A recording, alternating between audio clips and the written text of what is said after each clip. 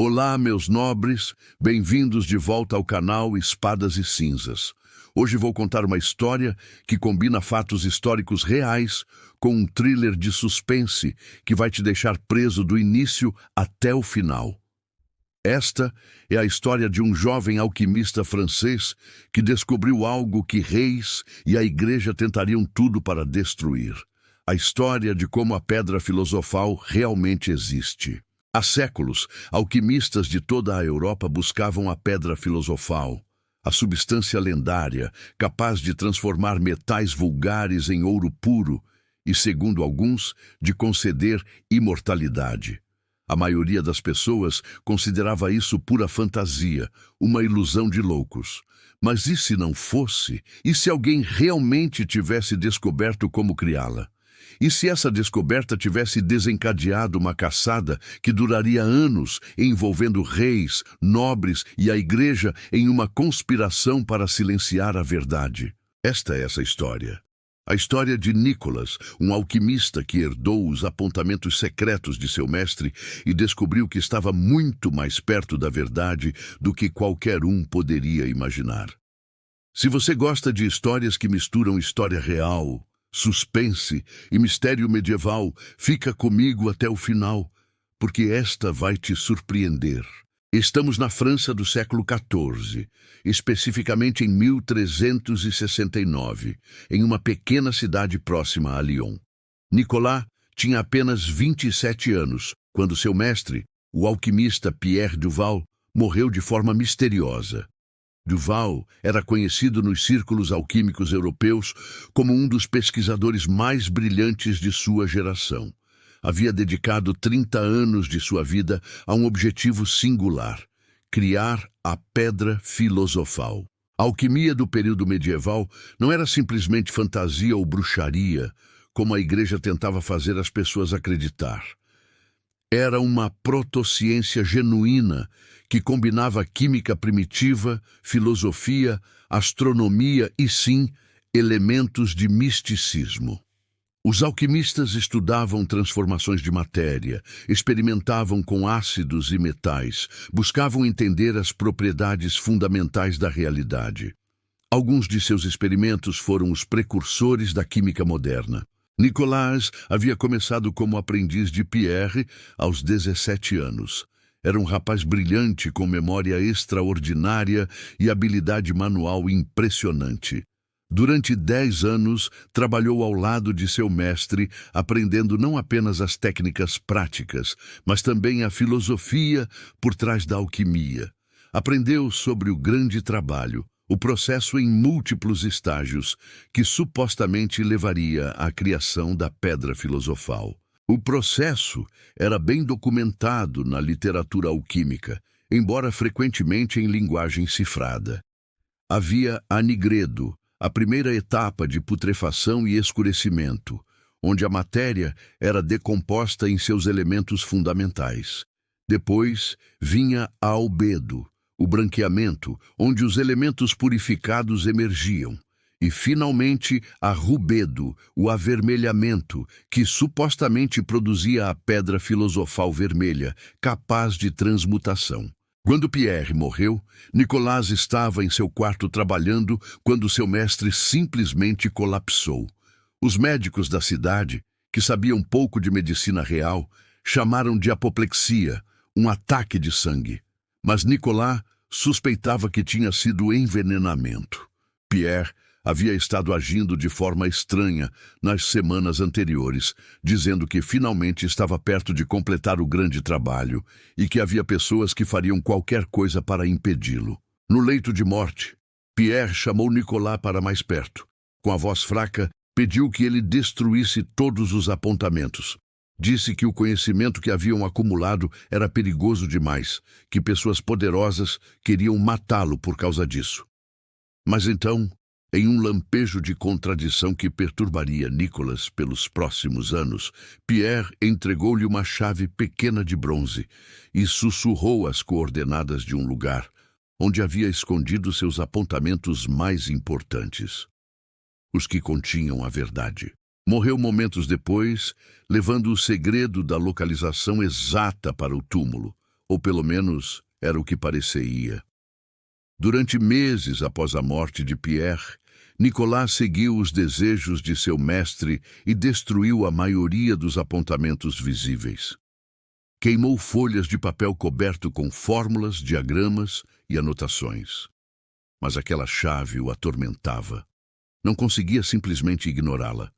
Era como se Pierre a tivesse colocado em suas mãos como um último teste. Levou 3 meses de investigação cautelosa antes que Nicolas descobrisse onde a chave abria. Havia um velho poço nos fundos da propriedade de Pierre, uma estrutura de pedra coberta de musgo que ninguém havia usado em décadas. Havia uma pequena caixa de metal fixada na parede interna, vários metros abaixo da superfície. Nicolas teve que descer de noite, segurando uma corda, carregando uma vela tremulante, seu coração acelerado, sabendo que o que estava prestes a fazer mudaria tudo. Dentro da caixa estava um único livro, o Livro Vermelho de Pierre Duval. Era um manuscrito encadernado em couro, preenchido com páginas de papel grosso e amarelado. Cada página estava coberta com a letra cuidadosa de Pierre, anotações que remontavam quase 30 anos. Mas não eram as anotações ordinárias que qualquer alquimista pudesse ter. Estas eram específicas, detalhadas, registrando cada passo do grande trabalho conforme ele havia sido executado ao longo das décadas. E, mais importante, continham os resultados. O que Nicolas leu ao longo das próximas semanas o deixou simultaneamente maravilhado e aterrorizado. Pierre havia realmente chegado muito perto. Tão perto que, em 1365, apenas 4 anos antes de sua morte, ele havia criado algo. O Livro Vermelho descrevia um experimento bem-sucedido onde Pierre havia produzido uma pequena quantidade de uma substância vermelha brilhante. Segundo suas próprias anotações, a substância havia transmutado um pedaço de chumbo em ouro. Apenas uma pequena quantidade, apenas para testar, mas havia funcionado. Pierre havia então parado de experimentar. As últimas entradas do livro, datadas de apenas semanas antes de sua morte, descreviam paranoia crescente, menções de homens disfarçados na cidade, de pessoas perguntando sobre ele, de cartas que nunca chegavam ao destino. E mais inquietantemente, uma entrada final que simplesmente dizia: eles sabem. Precisei fazer escolhas difíceis. Queimei tudo. Mas se Nicolas encontrar isso, ele saberá o que fazer. O que fazer? Nicolas não tinha ideia, mas tinha as instruções completas sobre como replicar o experimento de Pierre. E tinha algo mais: acesso ao laboratório secreto de Pierre, escondido sob a casa, um lugar que até então havia permanecido trancado e desconhecido para Nicolas. A entrada para o laboratório estava no porão, escondida atrás de uma parede falsa que Nicolas só descobriu porque Pierre havia deixado instruções cifradas no Livro Vermelho. Atrás da parede estava uma porta de carvalho reforçada, fechada com um cadeado. A chave de bronze abria também esse cadeado.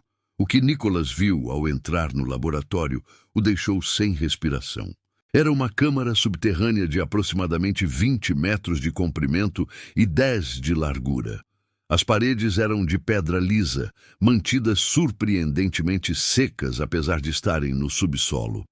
Havia prateleiras de madeira escura cobrindo uma parede inteira, repletas de frascos de vidro contendo substâncias em várias cores: vermelhos profundos, azuis escuros, amarelos queimados, brancos prístinos. Havia livros em várias línguas, não apenas francês, mas latim, árabe, até mesmo caracteres que Nicolas não conseguia identificar. No centro da câmara estava um forno alquímico de design complexo, o tipo chamado de forno filosófico. Era uma estrutura de tijolos refratários com câmaras múltiplas, construída com cuidado extraordinário para manter temperaturas precisas. Havia tubos de vidro em forma de serpente saindo dele, condensadores e destiladores. Havia alambiques, retortas, fornos de areia, cruzetas para manter vidro aquecido. Era um laboratório de química genuína, disfarçado de câmara de alquimista. Mas o mais impressionante era a biblioteca. Nicolás estudou os títulos e seus olhos se arregalaram. Havia textos de alquimistas famosos. Jabir ibn Hayyan, que os europeus chamavam de Geber. Havia cópias de O Emerald Tablet, o texto mais sagrado da alquimia, copiadas em várias línguas. Havia tratados sobre destilação, sobre extração de óleos essenciais de plantas, sobre as propriedades de ácidos e bases. E havia algo mais, uma série de livros que não era sobre alquimia, mas sobre história. Textos que documentavam alegados sucessos de outros alquimistas. Histórias de homens que haviam criado ouro. Relatos de nobres que haviam financiado pesquisa alquímica porque realmente acreditavam que a transmutação era possível. Porque se era possível, o poder político seria inimaginável. Um rei que controlasse a pedra filosofal poderia criar todo o ouro que quisesse. Poderia ser mais rico que qualquer outro. Poderia conquistar o mundo inteiro. Nicolás compreendeu subitamente por que Pierre havia morrido. E compreendeu que ele mesmo estava em perigo. Nicolás passou as semanas seguintes em frenética atividade. Estudou todos os textos no laboratório de Pierre. Aprendeu técnicas avançadas de destilação que não havia conhecido antes. Compreendeu o processo completo, passo a passo, para replicar o trabalho de Pierre, e começou a preparação. A primeira etapa era obter a matéria-prima correta. Não era simplesmente chumbo comum. Had que ser uma substância específica, ouro mineral bruto, ou conforme alguns textos descreviam, ouro vivo, mercúrio combinado com enxofre. Pierre havia obtido seus materiais através de mercadores que operavam nas rotas comerciais do Sul, homens que traziam mercadorias do Levante e da Ásia. Nicolás começou a fazer contatos cuidadosamente. Precisava de alguém que tivesse acesso a mercadores que não fizessem perguntas, e precisava fazer isso sem despertar suspeita. Foi sua primeira grande falha. 3 dias depois de fazer uma compra suspeita de mercúrio de um mercador local, Nicolás recebeu uma visita. 2 homens bem vestidos, claramente de fora da cidade, apresentaram-se como representantes do Visconde de Lyon. Disseram que estavam investigando atividades suspeitas. Alguém estava comprando materiais que poderiam ser usados para práticas de magia e feitiçaria.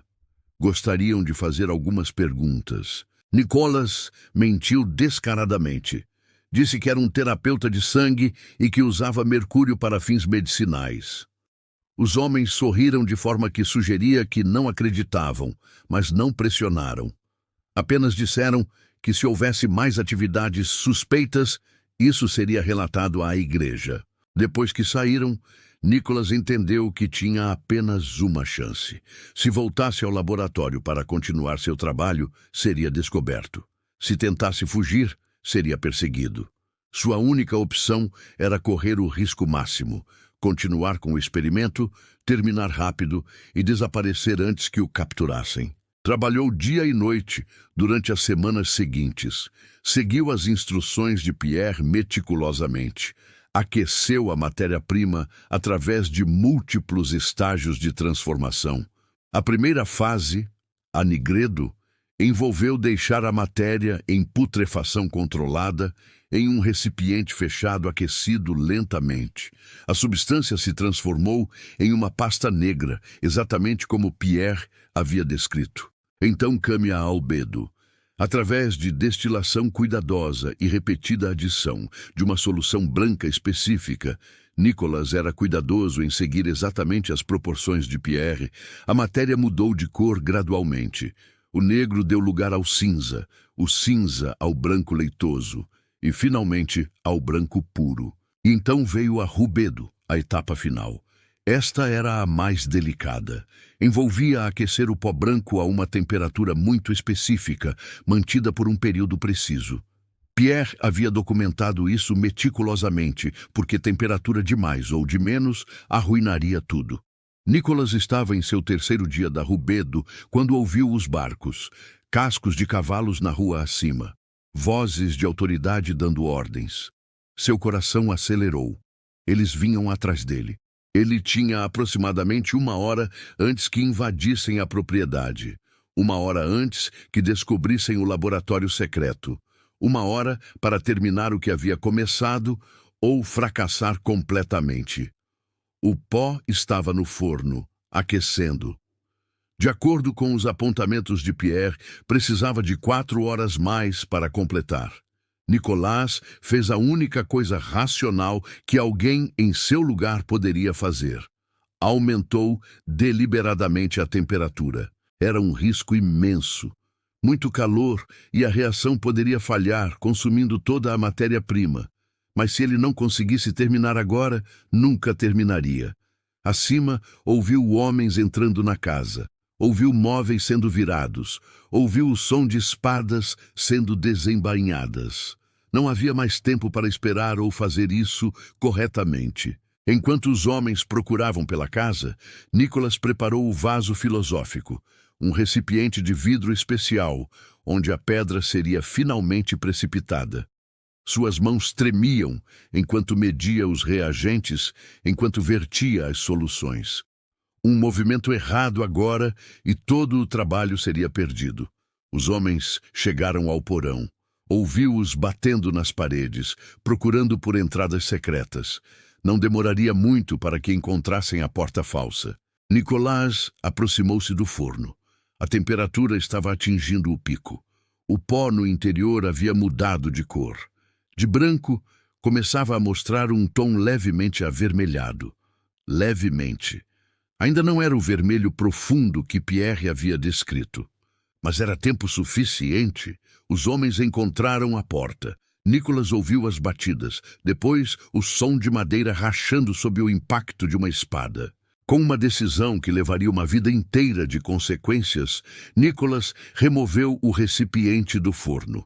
Ainda não estava completamente pronto, mas era o melhor que conseguiria. Usando uma ferramenta de ferro comprida, retirou o pó do forno. Era um pó fino, quase luminoso, com um toque de vermelho profundo no seu interior. A cor não era perfeita, não era exatamente como Pierre havia descrito, mas era rubedo. Era a pedra. Ele deixou cair no vaso filosófico contendo a solução preparada. A porta do laboratório cedeu. Os homens entraram, espadas em mãos, encontrando Nicolas de pé ao lado do forno alquímico, cercado pelo equipamento da transmutação. O que aconteceu a seguir foi extraordinário.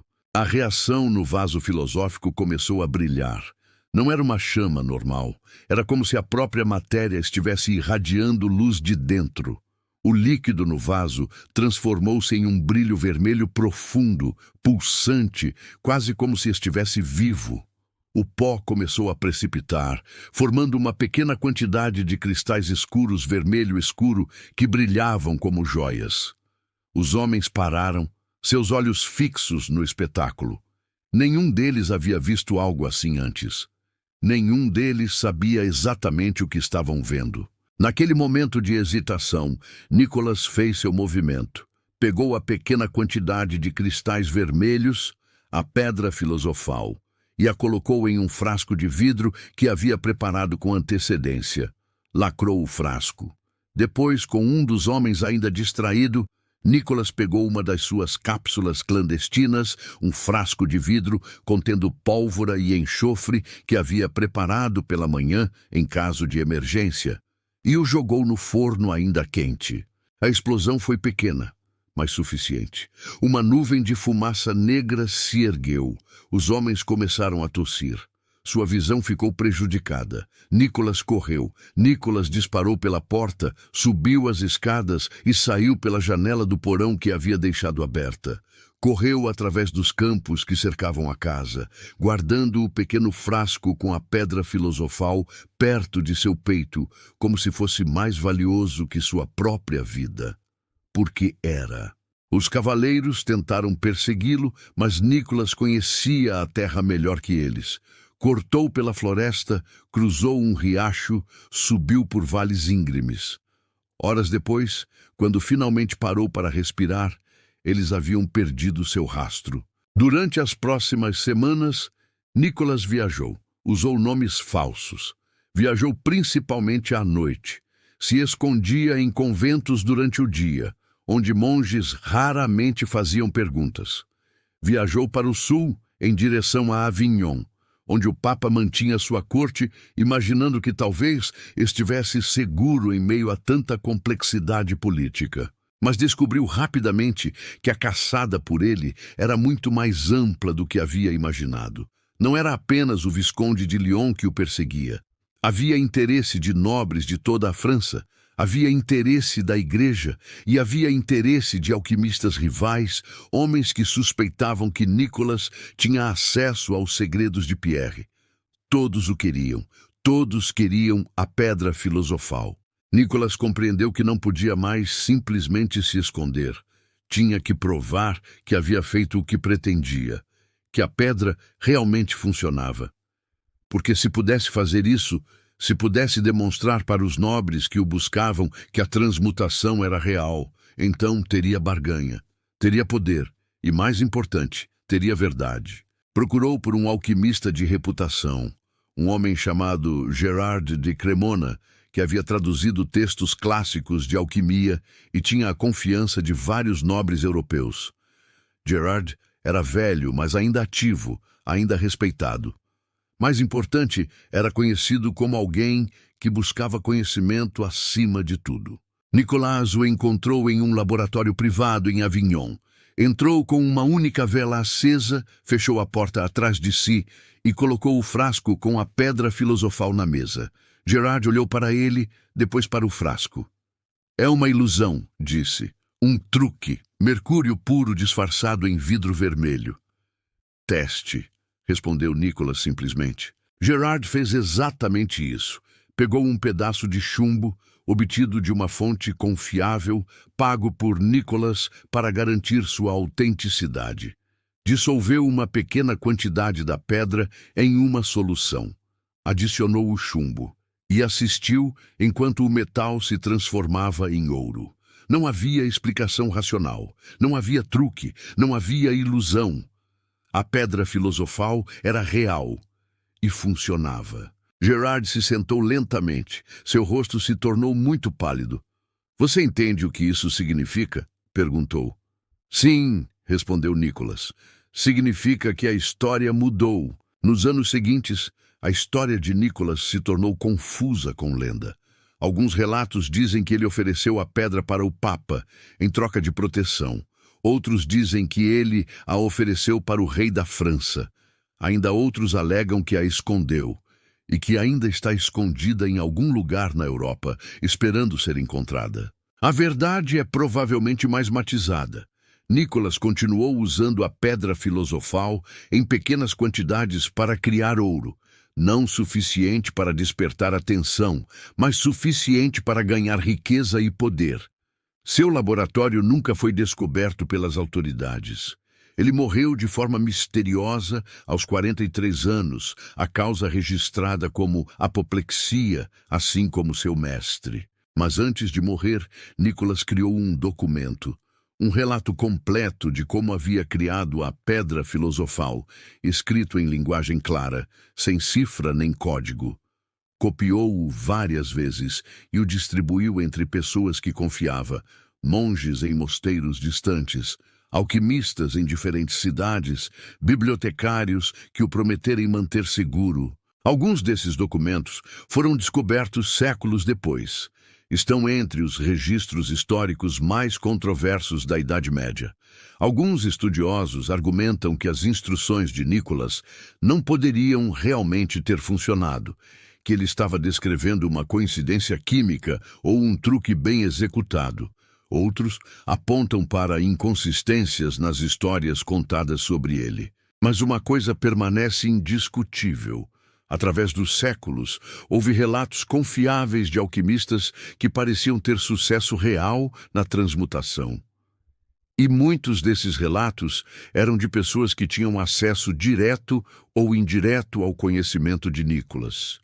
Verdade, pode ser, é que Nicolas realmente criou a pedra filosofal, que a transmutação genuína é possível, e que ao longo de séculos esse conhecimento foi preservado, guardado em segredo por uma rede de alquimistas que compreendiam que revelar completamente como era feito destruiria a economia inteira da Europa. Porque se qualquer um pudesse criar ouro infinito, o metal perderia seu valor. A riqueza se tornaria um conceito sem sentido. O poder político, construído sobre controle de recursos, desabaria. Talvez Nicolas tenha entendido isso. Talvez tenha sido por isso que, no final, não distribuiu amplamente o conhecimento. Por isso, manteve os detalhes de como replicar a pedra em um nível cifrado que apenas verdadeiros alquimistas poderiam decifrar. Porque, às vezes, o conhecimento real é tão perigoso que o maior ato de coragem não é revelá-lo ao mundo, mas simplesmente mantê-lo vivo, passando-o para aqueles que são sábios o suficiente para usar com responsabilidade. A pedra filosofal existe. Pode estar ainda escondida em algum laboratório secreto da Europa. Pode estar nas mãos de guardiões secretos que conhecem seu poder. Ou pode ser que o conhecimento de como criá-la tenha se perdido, deixando apenas questionamentos sobre o que realmente aconteceu naquele laboratório em 1369 na França. Mas uma coisa é certa: a história de Nicolas nos lembra que a maior química não é sobre transformar chumbo em ouro, é sobre transformar sonhos em realidade, mesmo quando o mundo inteiro está tentando impedi-lo. E aí, o que você achou dessa história? Acredita que a pedra filosofal realmente existe? Ou acha que é apenas uma bela lenda? Se você gostou desse tipo de conteúdo, que mistura história real com mistério e suspense, deixa seu like aqui embaixo. Isso ajuda muito o canal a continuar trazendo mais histórias assim. E se você ainda não é inscrito no canal Espadas e Cinzas, se inscreve aí e ativa o sininho para não perder as próximas histórias. Toda semana trago conteúdos sobre alquimia, magia, mistério e os segredos que a história esqueceu de contar. Deixa aqui nos comentários. Qual é sua teoria? A pedra filosofal é real ou é pura lenda? Você acreditaria se alguém provasse que era possível? Um forte abraço e até a próxima história nas sombras da Idade Média.